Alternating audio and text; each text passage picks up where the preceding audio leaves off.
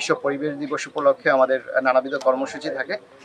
সেই কর্মসূচিরই অংশ হিসাবে আজকে আমরা এই শালিখার যে উপজেলা ইকো পার্ক আছে, সেই উপজেলা ইকো পার্কে আমরা বৃক্ষরোপণ কর্মসূচি আমরা পালন করেছি। এখানে আমাদের এই কাজে একটা সহযোগিতা করেছে আমাদের সিএনআরএস, এটা সুইডিশ দূতাবাসের অর্থায়নে পরিচালিত। তারা আমাদেরকে প্রায় 1000-এর কাছাকাছি আমাদেরকে গাছ দিয়েছে। এবং এই সিএনআরএস এর আরও বেশ কিছু ফাংশন আছে, যেমন তাদের আসলে নদী খননের একটা প্রকল্প আছে, তারা হয়তো আগামী সিজনে সেটা করবে। আর আমাদের এখানে আমাদের কৃষি মন্ত্রণালয় থেকে আপনারা জানেন যে প্রণোদনা দিয়ে থাকি, সে প্রণোদনারও অংশ হিসাবে এখানে আমরা বেশ কিছু গাছ লাগিয়েছি।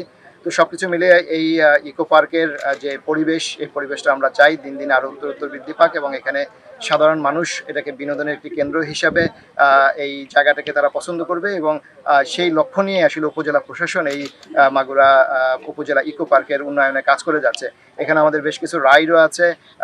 আপনারা দেখেছেন যে পাশে যে কানুদা খাল আছে, সেই খালটাও পুনঃসংস্কার করা হয়েছে, এবং এই খালটাকেও আমরা চাই যে জীববৈচিত্র্যের একটি অনন্য দৃষ্টান্ত হিসাবে এটাকে যেন পরিগণিত আমরা করতে পারি, সেই লক্ষ্য নিয়েই আমরা এখানে কাজ করে যাচ্ছি।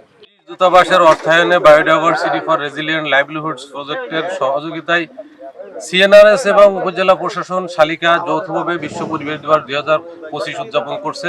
এরই অংশ হিসেবে এখানে প্রায় 1000 বৃক্ষরোপণ করা হয়েছে, এবং পাশাপাশি এলাকার বিভিন্ন সংগঠন, বিভিন্ন পেশাজীবী সংগঠন, এলাকার কমিউনিটিকে বৃক্ষরোপণের আহ্বান জানানো যাচ্ছে।